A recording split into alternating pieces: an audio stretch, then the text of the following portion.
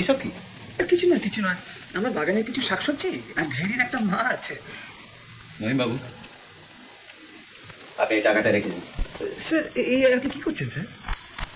মহিম বাবু, আমি এখানে কাজ করতে এসেছি, এসব অব্লিগেশন আমি মোটেই পছন্দ করি না। বড় আঘাত পেলাম স্যার। আপনি যদি টাকাটা না নেন আমি কিন্তু অনেক বেশি আঘাত পাবো। দারোগা শালা খচ্চর লোক, সহজে পড়বে না। মাছ তরকারি টাকা হাতে গুঁজে দিল।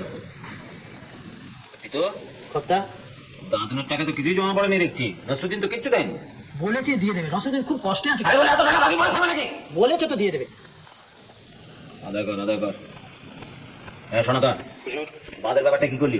আমি অফিসে গিয়েছিলাম, কিন্তু নতুন ইঞ্জিনিয়ার খুব কড়া।